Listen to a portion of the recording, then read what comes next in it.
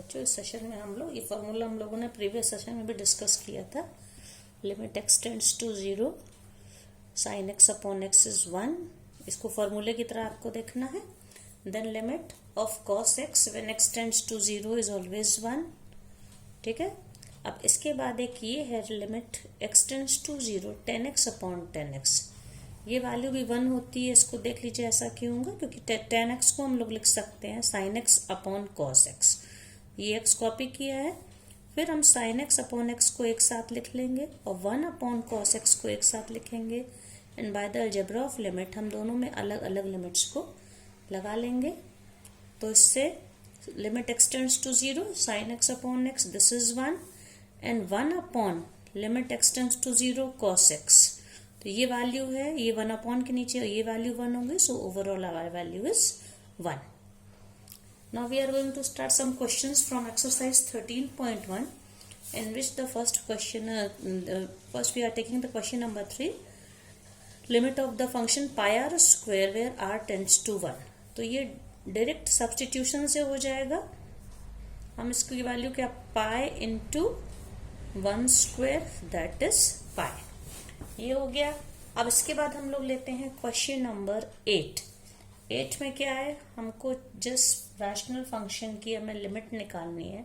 Limit x tends to 3 x to the 4 minus 81 upon 2x square minus 5x minus 3। ठीक है।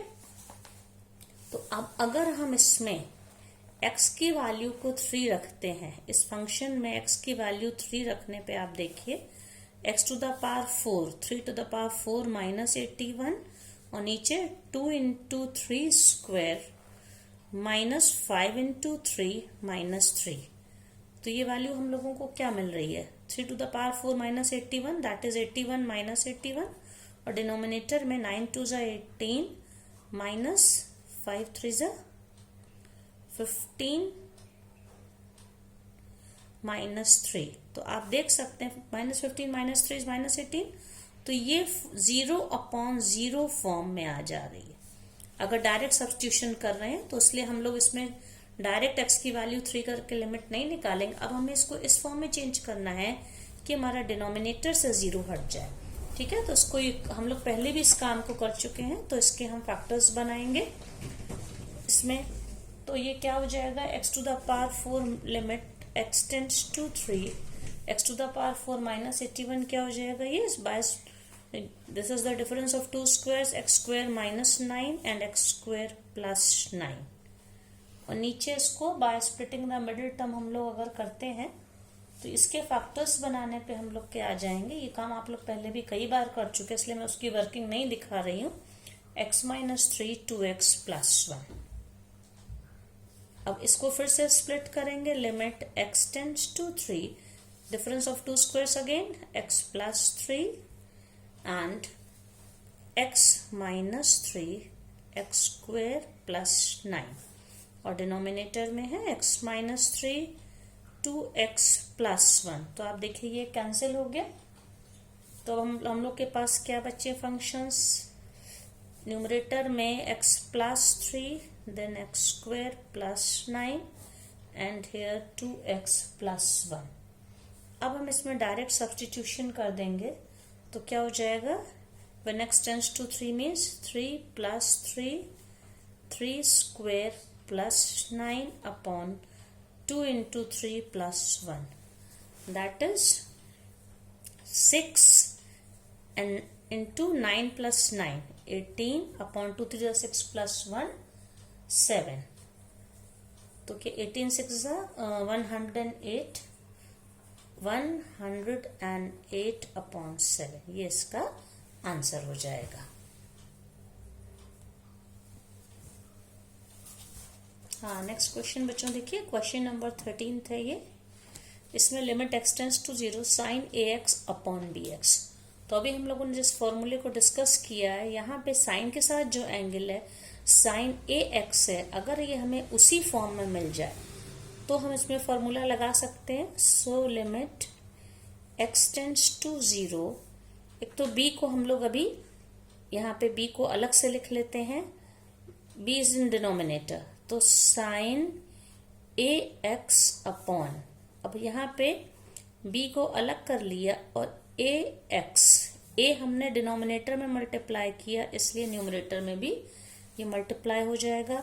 तो अब देखिए यहाँ पे साइन ए एक्स और ए एक्स को एक साथ ले ले तो ये कांस्टेंट है, टर्म्स से फंक्शन है a एंड b, हम इनको बाहर कर सकते हैं। लिमिट की जो प्रॉपर्टी है a upon b limit x tends to 0 sine a x upon a x, तो limit x tends to 0 sine a x upon a x, ये क्या हो जाएगा, ये 1 हो जाएगा। So a upon b into 1, so answer is a upon b।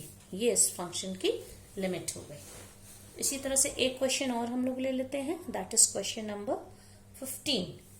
इसमें क्या है, limit x tends to pi sine pi minus x upon pi into pi minus x, ये पाई के साथ मल्टीप्लिकेशन।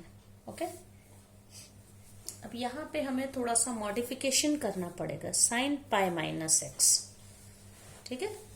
तो ये क्या हो जाएगा, इसमें हम इसमें ले लेंगे x पाई माइनस एक्स को अगर हम यहाँ पे h ले लें, ठीक है।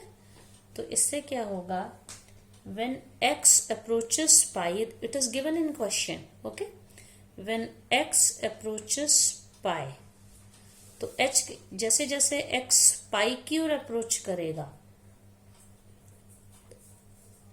x पाई की ओर करेगा तो h की वैल्यू क्या हो जाएगी, देन h अप्रोचेस 0, ठीक है। क्योंकि यहाँ पे देखिए आप जैसे जैसे हम यहाँ पे पाई x को पाई की ओर क्लोज करेंगे तो पाई माइनस पाई, तो h विल अप्रोच 0। ये काम हम लोगों ने क्यों किया, क्योंकि हमारा जो फॉर्मूला डिफाइंड है साइन कॉस और टेन के लिए, when the angle x tends to 0, इस फॉर्म में हमको इसको लाना है। इसलिए अब ये सब्स्टिट्यूशन हम लोग लगाएंगे तो लिमिट x की जगह पे क्या हो जाएगा, pi minus x is equals to h, इसका मतलब x is equals to pi minus h। x tends to pi है तो लिमिट अब यहाँ पे हो जाएगी h tends to 0 and sine h upon, ये क्या हो जाएगा, और एक पाई तो एक्स्ट्रा यहाँ पे है ही है, उसको हम ये लिख लेंगे पाई h। तो ये क्या हो जाएगा, 1 अपॉन पाई को हम लोग कॉमन कर सकते हैं, limit h tends to 0 sine h upon h, और ये वैल्यू क्या हो जाएगी, अब हमारा ये फॉर्मूला के फॉर्म में हो गया sine h upon h and limit h tends to 0, so this value is 1 upon pi into 1, so overall value is 1।